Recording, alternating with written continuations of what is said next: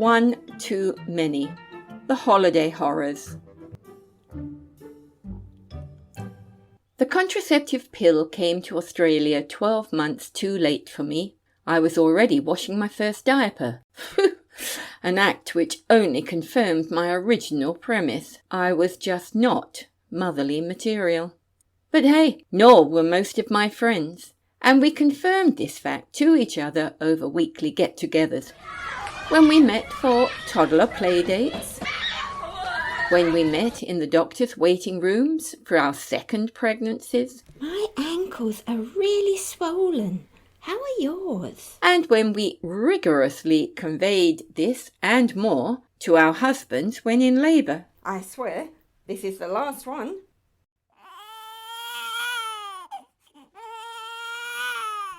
"30 years later, when travelling 1,200 kilometres between Brisbane and Melbourne to babysit during school holidays, I was equally convinced I wasn't grandma material either. I would happily put my hand up to admit I was the female equivalent of the Grinch. But whereas he wanted to cancel Christmas, well, you get the idea. With only 20 months between each of the 3 children, and determined to be a working mother, my daughter-in-law clearly needed help in school holidays, and this I provided with love. So, when do the holidays begin again? Yes, of course I'll come down. But little enthusiasm. Oh, I would love to. Fortunately, granddaughter Susie and grandson Joey were easy to look after and played with each other with minimum upsets. Baby Chloe was an entirely different story. Within months, it was obvious this little girl had her own agenda as to what she would eat. I don't like green stuff. When she would sleep. I'm not tired. What she would do. I want to go up on the roof. And when she would do it. I want to go up now. She had a total aversion to the words no, can't, wait, and later, and as a result spent many an hour in self-regulated isolation where she would play on her own. No amount of coercion would encourage her out of her room. Now, I was well aware that grandmas are traditionally the bearer of treats and exciting excursions, but I did find this difficult to uphold with children who had literally received every advantage money can buy. If there was a trendy new kids' fashion, they had it. A new toy, they were dumping theirs when other children hadn't got around to taking it out of the box, and sweets and lollies were always in ample supply. Without a car, we would be restricted to public transport, which was expensive, dirty, and viewed by the kids with absolute scorn. Alternatively, well, everyone agreed that the delights of Williamstown for kids' playtime was pretty scant, and of course we won't even mention the weather. Renowned for executing 4 seasons in one day, as along with extreme everything, wind, rain, storms, and temperatures. Even so, I took my role seriously and did what I could for daily outings.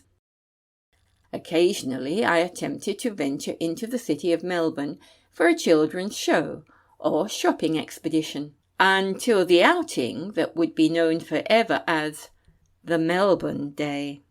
That was the day I experienced the full extent of Chloe's endearing individualism. After a long walk, and then 2 train changes, we arrived at Fitzroy Station in the centre of the city. First, a literary illustration of the entrance to Fitzroy Station. It sits at an angle between a major crossroad of multi-lane traffic, including 4 tram lanes. Crossing from one side of the street to the other is a worrisome hazard at any time. With 3 small children, it borders on difficulties equal to Hannibal crossing the Alps with his elephants. With Susie holding my left hand and Joey holding hers, I felt reasonably confident they would come to no harm. With Chloe firmly being gripped by my right, I felt equally confident we could make the crossing intact. The walk sign came on, and we stepped off the curb, which coincided with Chloe deciding she needed to take off her jacket. A difficult task when your grandmother is holding your hand securely. Difficult, yes, but not impossible. Wriggling like an eel and pulling back with all her strength, the jacket now languished half on and half trailing the ground, providing tripping hazards for both me and therefore her siblings, let alone the tightly packed crowd around us. Look out, you stupid little gal. Then, as we approached the middle of the crossing, she went into her coup de maître, her masterstroke, with the hesitant walk sign giving way to the red don't walk. She threw herself onto the ground, pulling first me, then the two other kids on top of her. With traffic either side of us pulsing ready to move and rearing to go, there were now 4 members of the Forbes family straddled in a heap on the ground, in the middle of the busiest section of the busiest city in Australia. My memory is hazy as to what happened next, but I remember 2 gentlemen came to my aid, with one first helping me up. Here you go, love. That's right. Give me your arm. That's right.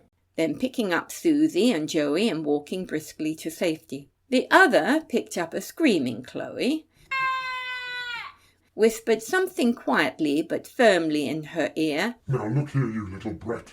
If you don't... Which may or may not have been a politically incorrect suggestion of what he would do to her if she was his kid, and then deposited her firmly on the other side of the road with her siblings.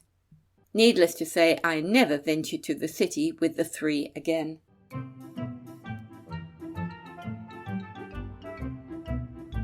This was by no means the only time Chloe pulled a stunt like that. There were many variables. Indeed, she was very creative. One that especially comes to mind was on her own turf, in her own little township of Williamstown. In order to break up the monotony of the day, I had suggested we take an afternoon walk along the rather attractive esplanade and take in an ice cream as a special treat. However, Melbourne's inclement weather looked likely to strike again, and by way of a trade-off, I opted to turn it into a morning jaunt instead, in the hopes to avoid getting drenched in rain. This meant that we were suddenly in a certain amount of time restraints in getting ready. Suitable clothes, shoes, hats were sought. Grams, I can't find my sneakers. And yes, sunscreen applied, just in case. Then we were ready. Well, that's to say 2 out of 3 were waiting at the door, waiting for their sister. And where was she? Well, Chloe had her own idea of suitable clothing. She had a lot to choose from, and apparently it took a good deal of time to first select, then try in variable combinations, reject, and then begin again, before decision-making could finally take effect. All cajoles and entreaties were, of course, ignored until Chloe found the right combination. On this particular occasion, we duly curbed our patience until Chloe was ready and we could finally embark on our little jaunt. All went well until I allowed the 3 to be involved in the decision-making of ice cream choice. Bad mistake. We were at a crossroad with 2 diverse options. Tim's 25 Troppo flavours against the Big Barry's Bumper Berries. Needless to say, it became a 2-to-1, with Chloe missing out. Like the American president of today, she didn't like losing and acted accordingly. As the 3 of us turned to the left for 25 Troppo flavours, she pulled to the right for Bumper Berries, and then pulled the familiar stunt. With arms and legs flailing, accompanied by a crescendo of screams, She threw herself flat onto the ground and, pulling up her skirt, threw it over her head, which was her big mistake. Her brother and sister first looked at her with impatience and anger, which immediately turned to laughter. 7-year-old brother Joey's cherubic face broke into the widest of grins. She's gone commando. Chloe's commando. She isn't wearing any pants. His voice was loud and clear and attracted passers-by on both sides of the street. Titters, giggles, and out loud laughter ensued. Chloe was suddenly the centre of attention, and once again I stood in the midst of a condemning crowd of mothers, wishing I had never been one. Yet I would needs admit that this little 5-year-old was able to outdo these escapades in a moment in time which will always personify her early years. As mentioned, Williamstown was scant on entertainment, but it did have a fine little library, which was my sanctuary. Fortunately, all 3 kids loved books, so while not considered a treat, regular visits every few days was totally acceptable. The normal MO was to take the 10-minute walk by a circuitous walk via the park. Stay browsing in the library for half an hour, me amongst the current editions of Newsweek, them in the kids section. They would then choose 3 books before the walk by the shorter route home.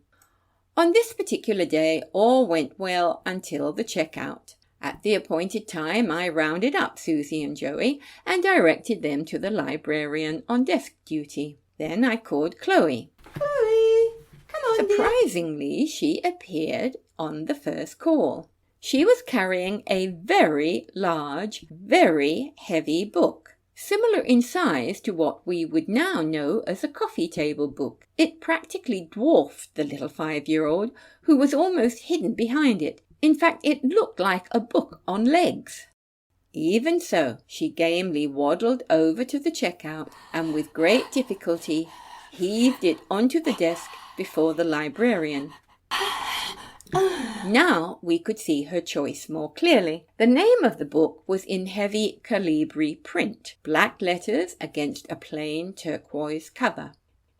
The Art of Sex stood out clearly, with subtext, 169 suggestions to stimulate and arouse your libido, with full graphics of the complete Kama Sutra. In addition was a how-to guide for fellatio and index to the best contraceptives currently on the market. The librarian and I stared first at the book, then at each other.